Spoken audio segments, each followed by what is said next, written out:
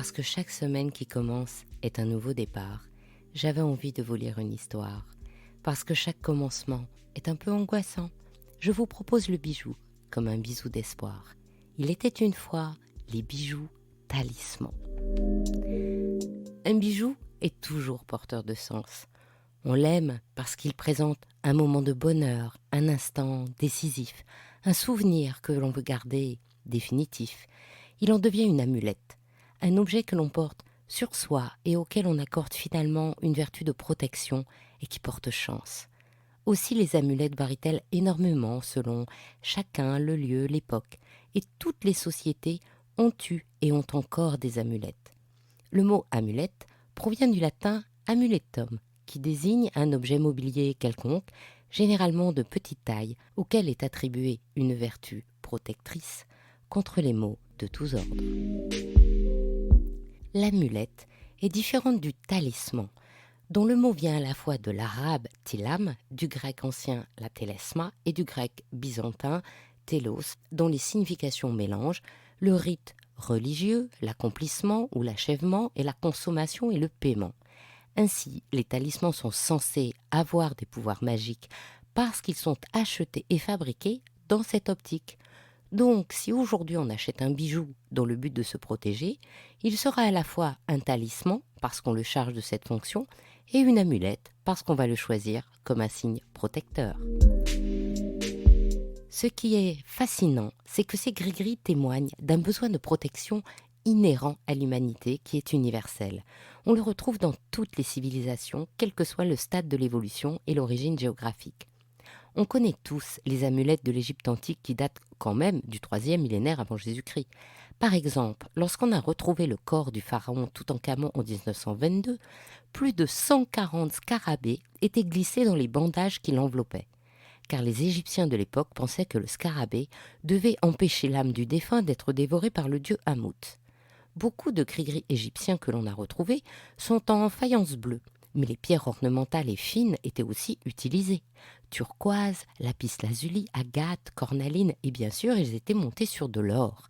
L'association entre le besoin de protection et les matières précieuses s'est donc faite naturellement depuis des millénaires. Le bijou protecteur est inscrit dans notre ADN. Suivant le cours de l'histoire, les croyances dans les amulettes et autres talismans se sont diffusées en Europe occidentale par les invasions et le commerce, notamment des Phéniciens qui rassemblent depuis le 1er siècle les croyances de la Mésopotamie, de l'Asie occidentale et de l'Égypte et les transmettent aux Grecs, aux Romains, aux Byzantins et à l'Islam. Ces croyances sont si ancrées et tellement nécessaires à notre condition humaine que les religions chrétiennes et juives ne pourront ignorer ces symboles et en intégreront certains à leur pratique, comme par exemple la médaille et la croix. Les symboles qui ne pourront pas être amalgamés à la croyance officielle seront taxés de fabrication occulte au moins jusqu'au XXe siècle, où la révolution scientifique renforcera encore l'esprit rationnel en Europe. A contrario, au Proche-Orient et en Extrême-Orient, où les traditions bouddhistes et musulmanes admettent le port des amulettes, le bijou talisman sera totalement intégré et perdure naturellement. Pour les ethnologues, le gris-gris est le fétiche des sociétés animistes primitives en Amérique, en Afrique, en Océanie, représente les formes les plus simples de l'amulette primitive, et les talismans et les autres pentacles incarnent les bijoux protecteurs correspondant à nos conceptions culturelles. Et ce qui est surprenant, c'est que si on les considère, on pourrait penser qu'ils sont infinis et très différents, alors que ces chercheurs ont au contraire souligné combien ils représentent des analogies fondamentales à travers toutes les civilisations et tous les temps. Alors, je vous ai sélectionné un petit florilège de bijoux symboles, gris-gris et autres Lucky Charms, parce que l'on y croit ou pas, comme l'époque actuelle se prête à vouloir se protéger, autant le faire en beauté, avec un joli bijou. Dans les collections des grandes maisons, on trouve les 8 médailles Talisman Virtu de De Beer, le chiffre 8 étant symbole de prospérité, de fortune et de chance, constellées de diamants bruts, symbole de courage et de vertu, apportant la protection, la chance et la prospérité. Chez Cartier, la collection Amulette propose des talismans joailliers qui se portent à même la peau pour contrer les coups du sort. le disque de pierre naturelle de couleur délivre ses vertus et concentre la lumière du diamant central. Le bijou se ferme comme un cadenas pour recueillir les vœux et s'ouvre pour les libérer. Chez Chaumet, la collection Talismania remonte aux sources de la parure et des arts et croyances de l'Afrique mystique, avec des bracelets manchettes et des bagues aux formes organiques qui associent l'ébène et les pierres dures et fines. En termes de matière, le cristal regroupe instinctivement les pouvoirs de protection. Le mot vient du latin cristallus qui signifie eau congelée et du grec ancien kristallos qui veut dire glace. Aussi le cristal est devenu un symbole de pureté et de transparence, celle de l'âme. Comme le mandala, le cristal symbolise la connexion de chacun avec soi-même pour devenir un individu unique et harmonieux. Chez l'artiste créatrice Alexandra Abramsi, le collier en or sérénité s'orne d'un cristal de roche poli en gouttes et de diamants autour duquel s'enroule un dragon, histoire de renforcer encore la protection du cristal par la puissance du dragon. Chez Pascal Monvoisin, le cristal est brut, avec une rangée de diamants pour renforcer la chance ou un petit symbole en or pour conjuguer les pouvoirs. Montée en pendentif, la chaîne en or prévoit une accroche pour que l'on puisse ajouter un autre charme. La jeune marque Eragen décline le cristal dans toutes ses collections. La créatrice Anne-Charlotte le sertit brut, sur vermeil martelé, pour un talisman puissant que l'on porte en bague et qui absorbe le négatif en évoluant avec le geste de la main. En termes de symbole, l'étoile est un guide universel qui éclaire la nuit et représente le lien entre la croyance et les humains. À 5 branches, c'est un pentagramme, signe depuis l'Antiquité de santé, de vitalité et d'énergie positive. Les 5 rayons sont symboles des 5 grands principes: amour, sagesse, vérité, vertu et justice. La pointe supérieure représente l'esprit, tandis que les autres points représentent les 4 éléments, terre, eau, feu et air. Pour que l'étoile devienne un signe négatif, il faut que la pointe soit en bas. Il y a sinon autant de significations de l'étoile qu'il y a de rayons et de couleurs. Pour toutes les expliquer, il faudrait un autre podcast. En attendant, je vous propose de découvrir l'étoile d'Ilona Aurel. Elle se compose de 2 triangles qui évoquent à la fois le principe féminin et masculin, qui glissent l'un sur l'autre pour former une étoile.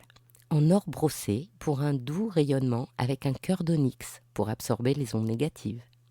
Chez Alexandra Abramsi, les étoiles coexistent avec la lune et le soleil, dans un collier qui fait scintiller en harmonie le jaune de l'or, la douceur des opales et le brillant des diamants. Et chez Chanel, l'étoile s'appelle Comète et se décline régulièrement depuis la première collection de joaillerie en 1932, toujours en or blanc avec diamants, avec ou sans perles, pour un porté moderne ou somptueusement en haute joaillerie, en collier ouvert pour une étoile qui file littéralement autour du cou. Le chiffre 8 est infiniment symbolique dans nombre de civilisations et son graphisme rejoint le signe infini, ce qui en fait un symbole quasi universel d'équilibre, d'harmonie et surtout d'éternité. Chez les bouddhistes, il existe 8 chemins menant au nirvana, 8 règles de conduite, 8 degrés et 8 vœux. En Chine, le 8 est hautement symbolique. 8 pétales de lotus, 8 sentiers du Tao, 8 piliers du Mingtang. Le symbole infini, qui se dessine comme un 8 couché, est un symbole mathématique utilisé pour la première fois par le mathématicien John Wallis, qu'il a utilisé en 1655 dans son ouvrage Mathématiques sur les sections coniques et qui sera rendu public vers 1713 par le mathématicien Jacques Bernoulli, connu pour sa Lemminkat, qui étymologiquement signifie ruban. Ce symbole positif d'éternité est chez la maison Fred à l'origine de la collection 8-0, une double boucle légèrement asymétrique qui figure aussi bien l'amour éternel que la chance. Né le 8e mois de l'année 1908, Fred Samuel, le fondateur, avait un faible pour le chiffre 8. Alors Valérie Samuel, sa petite-fille et directrice artistique, a travaillé avec l'artiste Anne-Lise Michelson pour revisiter ce motif iconique à travers une collection capsule appelée Chance Infinie. Chez Tiffany, les bijoux de la collection Tiffany Infinity incarnent la nature infinie de l'amour et de l'amitié, en revisitant en or blanc ou rose avec ou sans diamant le symbole infini. Et pour Karen, La créatrice d'ateliers de famille, le signe infini symbolise l'importance du lien et l'envie de partager que cette marque familiale et française décline en vermeil de façon unique ou multiple, en bague, en bracelet, sur chaîne ou fil de soie. Si vous souhaitez vous élever au-dessus des contraintes matérielles qui pèsent largement sur nous en ce moment, la fleur de lotus est le symbole idéal. Car comme la fleur de lotus pousse dans un étang boueux, elle incarne la possibilité pour tout être humain de parvenir à l'état de Bouddha, quelles que soient les conditions de vie, et représente également la transformation si on représente les gouttes de rosée. Chez Alexandra Abrasi, la bague fleur de lotus est en or jaune et rodier noir, sertie de diamants, de saphirs roses, orange, jaune, de tsavorite vert, de topaze bleu et d'améthyste. Et le collier goutte d'eau montre des gouttes de rosée en opale qui se balancent doucement dans un pendentif comportant les mêmes pierres fines aux couleurs éclatantes d'une transformation réussie. La roue du Dharma, ou Dharma Chakra, est un autre symbole que les joailliers véhiculent pour porter chance. C'est un des symboles bouddhistes les plus anciens, apparu dès l'époque du roi bouddhiste Askola, au IIIe siècle avant Jésus-Christ, avant même toute représentation du Bouddha sous forme humaine. Il est représenté sous la forme d'une roue de chariot qui, en sanskrit, se dit chakra. Et le nombre de ces rayons accentue sa signification, car chacun représente une étape de plus vers l'éveil, c'est-à-dire une promesse de sérénité. Chez Jacques Hiech, c'est une roue du zodiaque où l'on peut choisir les pierres précieuses, associées au mois de naissance, des enfants, du compagnon ou des proches, et les roues peuvent se parer de diamants. Beth Budeke, la créatrice de la marque Fundrae, a imaginé dans sa collection Éléments une roue de la chance en or, qui symbolise le voyage spirituel par l'association des gemmes. Jaspe, saphir, citrine, or cabochon, diamant, opale, lapis lazuli, topaze, bois pétrifié et grenat. Chez Ilona Aurel, la roue dharmique tourne réellement autour de son essieu du temps et de la chance, et elle est symbolisée également par les pierres qui la composent et forment les couleurs des chakras. En or, jaune ou blanc, en bague, boucle d'oreille, pendentif, on peut jouer à la faire tourner pour attirer la chance.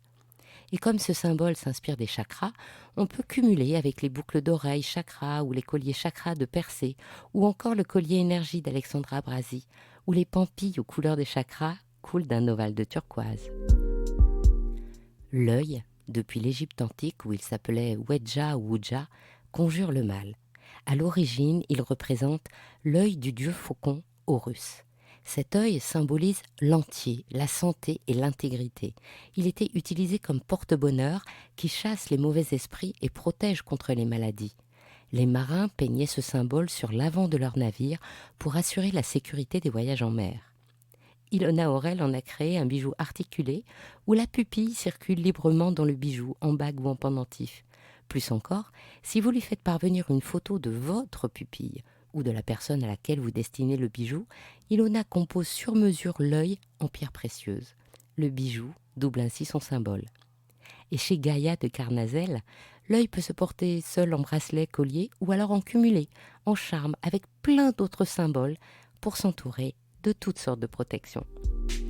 Bien sûr, je ne connais pas tous les créateurs et je vous présente mes coups de cœur. Aussi, si vous aussi vous portez des bijoux protecteurs, n'hésitez pas à m'envoyer vos photos sur les réseaux sociaux d'Il était une fois le bijou. Je vous souhaite tous les bonheurs pour l'avenir, une jolie semaine de déconfinement et je vous donne rendez-vous dimanche prochain. Ainsi se termine cette histoire d'Il était une fois le bijou. Si cette histoire vous a plu, envoyez-moi plein de bisous sur les réseaux sociaux et si vous souhaitez m'aider, partagez ce podcast d'Il était une fois le bijou. Pour vous aussi, envoyez plein de bisous tout autour de vous. À bientôt pour un prochain bijou, un nouveau bisou d'espoir.